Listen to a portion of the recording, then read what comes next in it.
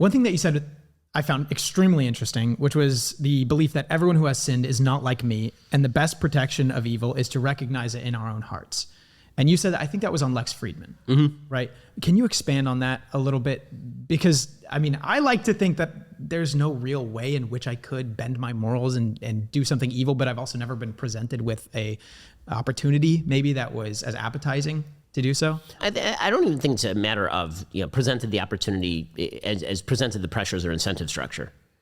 I mean, the possibility of being an active participant in something evil because you believe that the others, it's usually a question of ends and means. Usually evil and sin, in the political realm at least, is a matter of ends and means, where you think the ends are so important that it justifies the means.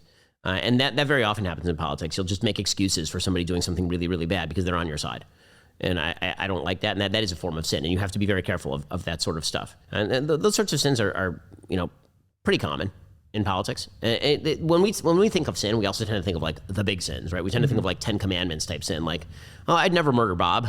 I mean, that's true. I assume you would never murder Bob. But I'm not going to assume that you would never, bear false witness against your neighbor, because that's a pretty broad one.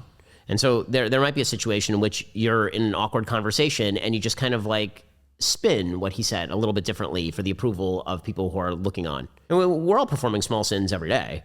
But what is small sin and what's a big sin, that can sometimes be a matter of opinion. But I think that's the nature of what religious belief is about, is that you should constantly be looking at yourself and trying to see what you could be doing better.